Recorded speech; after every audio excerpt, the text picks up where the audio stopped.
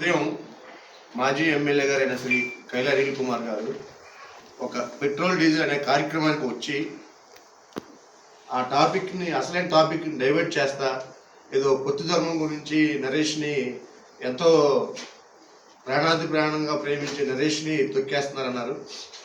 ఇప్పటికీ చెప్తున్నాము, మేము ఇప్పటికీ ఇద్దరం ప్రాణంగానే ఉంటాం, పొత్తు ధర్మం మెయింటైన్ చేస్తాం. అలాగే మా అధినేత శ్రీ పవన్ కళ్యాణ్ గారు ఎప్పుడైతే పొత్తు పెట్టుకున్నారో అప్పటి నుంచి ఈ రోజు వరకు ఇక్కడ పొత్తు ధర్మం అనేది ఈ రోజు వరకు అలా సాగుతూనే ఉంది. ఆ రోజు కూడా మన అధికారంలోకి వచ్చిన తర్వాత కూడా పవన్ కళ్యాణ్ గారు తెలుగుదేశం 70%, జనసేన 30% అనే ఇదిగా ఆయన చేయడం జరిగింది.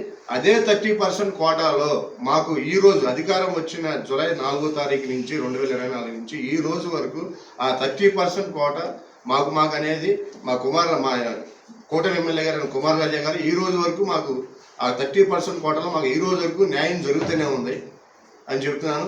అలాగే ఇంకో విషయం చెప్తున్నాను, పొత్తు ధర్మం ఆయన ఒకటే చెప్పాడు, పొత్తు ధర్మంలో జనసేన నాయకుల్ని తొక్కేస్తున్నారని చెప్పారు. మేము ఒకటే చెప్తున్నాం, అధికారం వచ్చిన వారం రోజుల్లోనే జనసేన టీడీపీ నుంచి ఎంత ఒత్తిడి ఉన్నా, టీడీపీ నుంచి ఒక షిఫ్ట్ ఆపరేటర్కి ఎంత ఒత్తిడి ఉన్నా కానీ ఆ రోజు జనసేన ఫస్ట్ ఇవ్వాలని చెప్పి మణికంఠ అనే వ్యక్తి జమీ దక్కిమిల్ సంబంధించిన వ్యక్తికి ఆ రోజు షిఫ్ట్ ఆపరేటర్ ఇచ్చారు, తెలుగుదేశం నాయకుల్ని పక్కన పెట్టి. మేము ఒకటి అడుగుతున్నాం, ఇవన్నీ మీరు డైవర్షన్ పాలిటిక్స్ చేస్తా కాకపోతే ఇంకేంటని మేము అడుగుతున్నాం. అలాగే మీకు ఇంకో ఉదాహరణ చెప్తాను, అందరికి ఒక ఉదాహరణ. మేము పొత్తు కుదిరిన తర్వాత అధికారం రాకముందు చంద్రబాబు నాయుడు గారిని ఎప్పుడైతే రాజమండ్రి సెంట్రల్ జైల్లో పెట్టారో ఆ రోజు మేము పొత్తు కుదిరిన నిరసన కార్యక్రమాలకు వెళ్ళాం. నిరసన కార్యక్రమాలకు వెళ్ళినప్పుడు తెలుగుదేశం పార్టీ 40 సంవత్సరాల పార్టీ, 40 ఏళ్ల పార్టీ. ఎంతమంది పెద్ద పెద్ద జెడ్పీటీసీలు, ఎంపీటీసీలు, మాజీలు, పెద్ద నాయకులు కూడా కూర్చునేవాళ్ళు. ఆ పొత్తు ధర్మంలో భాగంగా మేము సభగాడికి వెళ్ళినప్పుడు జనసేన వాళ్ళని పైన కూర్చోబెట్టేవాడు.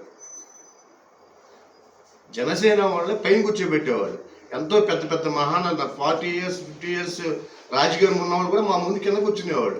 మాకు ఒకటే గుర్తుకొచ్చింది, పొత్తు ధర్మంలో మాకు ఈ పవన్ కళ్యాణ్ గారు మాకు ఈ అవకాశం ఇచ్చారు, మేము చాలా ఆనందపడేవాళ్ళం. అదే విషయం నేను నారాయణ మనోహర్ ఆ రోజే నేను అప్పుడు హుటాహుడి కారు వేసుకుని మనోహర్ గారు కూడా చెప్తే నిజంగా ఆయన చాలా సంతోషపడ్డారు. ఇంకొకటి, మా నారాయణ మనోహర్ గారు పామార్ విషయంకి వస్తే మీది పొత్తు ధర్మం కాదు స్నేహబంధం అని చెప్పి చాలా పొగుడుతూ ఉంటారు. కుమార్ రాజా గారు చెప్పినట్టు రాష్ట్రంలోనే ఫస్ట్ 10 నియోజకవర్గాలు తీసుకుంటే ఫస్ట్ నియోజకవర్గమే పామార్ ఉంటుంది పొత్తు ధర్మంలో. అసెంబ్లీలో పవన్ కళ్యాణ్ గారిని కూడా కలుస్తూ ఉంటారు కుమార్ రాజా గారు, అవన్నీ మేము చెప్పుకుని మాట్లాడుకుంటాం.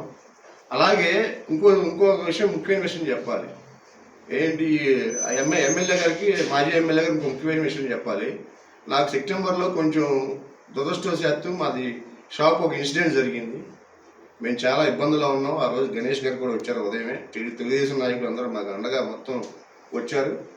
ఆ విషయంలో ముందు మాకు నిలబడి, మీ అందరికీ తెలుసు ఆర్థికంగా కూడా ఆయన మాకు నిలబడటం జరిగింది. మీ అందరికీ తెలిసిందే, మీడియా ముఖంగా అందరికీ తెలిసిందే, దాంట్లో దాపరికాలు ఏమి లేవు. అలాగే తెలవకుండా కూడా ఎమ్మెల్యే గారు మాకు జనసైనికులకు కానీ నాకు కానీ కొన్ని చెప్పేవి కాదవి తెలియని కూడా బోల్డని చేస్తూ ఉంటారు. అలాగే నాకున్న వ్యాపార రీత్యా ఈ షాప్ ఇన్సిడెంట్ జరిగిన నుంచి నేను కొంచెం రావడం తగ్గించాను. నాకున్న సిచ్యువేషన్స్ బట్టి ఆ షాపు అది అలా జరగడం దురదృష్టం, కొంచెం కేర్ ఎక్కువ తీసుకుంటాం వల్ల నేను ఈ మధ్య రాలేకపోయాను వర్క్ లోడ్ వల్ల. దాన్ని కూడా మీరు ఇలా పొత్తు ఇలా ఇన్ని తొక్కేస్తున్నారంటాం అది కరెక్ట్ కాదని చెప్పేసి నేను మా కళ్యాణ్ అనిల్ కుమార్ గారిని ఒకసారి మళ్ళీ మీరు దాని గురించి మళ్ళీ మీరు పునరాలోచించుకోవాలని చెప్తున్నాను. అలాగే ఈరోజు అందరం ఇలా కూర్చుని ఇట్లా మాట్లాడుతున్నామంటే ఆ రోజు పవన్ కళ్యాణ్ గారు తీసుకున్న నిర్ణయం. ఎక్కడన్నా చిన్న పొరపాట్లు కూడా ఉండవు. ఎక్కడన్నా ఉన్నా కానీ పవన్ కళ్యాణ్ గారి మాటే శిరోధైర్యంగా, పవన్ కళ్యాణ్ గారి మాటే ఇదిగా అందరం వెళ్తూ ఉంటాం. ఇప్పుడు మామూలుగా ఉంటే ఏముంది, ఉన్న చిన్న ఇప్పుడు మేము ఉన్నామండి. ఇప్పుడు కొన్ని నామినేట్ పోస్టులు వస్తాయి, మనకు బలం ఉండదు. బలం లేదు సార్, మాకు వద్దు సార్, మాకు వేరే చోట ఇవ్వండి సార్ అని చెప్తాం, ఇస్తారు, మామూలుగా చూసుకుంటాం. అవి కూడా మీరు భూతద్దంలో పెట్టి చూపించాల్సిన అవసరం లేదని చెప్పి నేను కోరుకుంటున్నాను. అలాగే మీరు కూడా నిజంగా ప్రజా పోరాటాల మీద పోరాడాలంటే పోరాడండి. ప్రజా సమస్యల మీద మీరు పోరాడండి.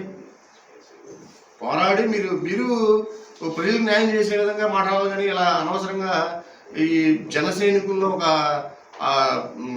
కన్ఫ్యూజన్ క్రియేట్ చేసే విధంగా మీలాంటి 5 సంవత్సరాలు ఎమ్మెల్యేగా ఉండి కూడా మీరు అనుభవం గల ఎమ్మెల్యే గారు కూడా మాట్లాడటం అనేది ఈరోజు నేను వాళ్ళు చాలా బాధతో మాట్లాడుతున్నా.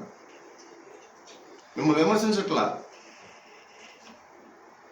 ఇప్పుడు మా పని మేము చేసుకుంటున్నాం, మా బాధలే మేము పడుతున్నాం. మమ్మల్ని కూడా తీసుకొచ్చి ఇలా డిస్టర్బెన్స్ చేస్తాం అనేది అందరికి న్యాయం అనేది మేము అడుగుతూ సెలవు తీసుకుంటున్నాం. జై కూటమి.